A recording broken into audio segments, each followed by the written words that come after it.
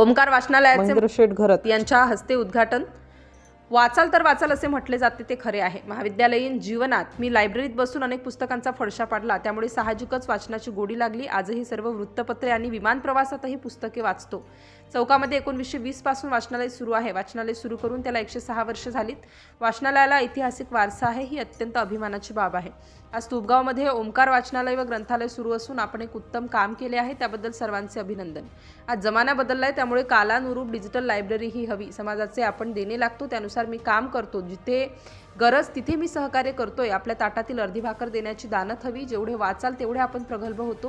मी विचारांची लढाई लढतोय। जे जे चांगले करता येईल ते करा। पसायदानात ज्ञानेश्वर माऊलींनी जगाच्या कल्याणाचा विचार केलाय। अलीकडे मोबाईलमुळे लाईफस्टाईल बदलली आहे। घरातील महिलाही लहान मूल रडतंय म्हणून हातात मोबाईल देऊन त्याला गप्प बसवण्याचा प्रयत्न करतायत। हे अत्यंत चुकीचे आहे, कारण मोबाईलच्या स्क्रीनमुळे लहान मुलांच्या डोळ्यांवर गंभीर परिणाम होतो। तसेच लहान मुले पुढे हट्टी होऊन मोबाईल असल्याशिवाय काही खात पीत नाही। त्यामुळे मुलांना मोबाईलपासून वाचवा असे आवाहन आंतरराष्ट्रीय कामगार नेते आणि काँग्रेसचे रायगड जिल्हाध्यक्ष महेंद्र शेठ घरत यांनी तुबगाव चौक येथे केले। त्यांच्या हस्ते ओमकार वाचनालय व ग्रंथालयाचे रविवारी दिनांक 28 डिसेंबर रोजी उद्घाटन झाले। यावेळी वाचनालयाच्या वतीने महेंद्र शेठ घरत यांचा सन्मान करण्यात आला। ते पुढे म्हणाले की पुस्तके ही काळाची गरज आहे। वाचन संस्कृती जोपासण्यासाठी आपण हाती घेतलेला उपक्रम उत्तम आहे। त्यामुळे 51,000ची मदत पुस्तकांसाठी करतोय। आपणास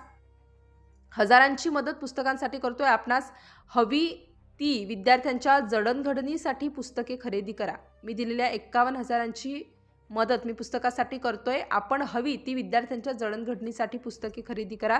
माजी सरपंच शांताराम भदे यांनी प्रास्ताविक केले। यावेळी माजी जिल्हा परिषद सदस्य मोतीराम ठोंबरे, काँग्रेसचे युवा अध्यक्ष निखिल ढवळे, तालुका अध्यक्ष देविदास म्हात्रे, राष्ट्रवादीचे तालुका अध्यक्ष संतोष बैलमारे, काँग्रेसचे ज्येष्ठ नेते विनायक देशमुख, उद्योजक आप्पा देशमुख, विनोद भोईर, दिनेश गावडे आदी उपस्थित होते। सूत्रसंचालन सुरेश मागावकर यांनी केले। राष्ट्र माझा लाईव्ह न्यूजसाठी संजय गायकवाड, उरण, रायगड। घडामोडी जाणून घेण्यासाठी राष्ट्र माझा लाईव्ह न्यूज चॅनलला सबस्क्राईब व लाईक करा।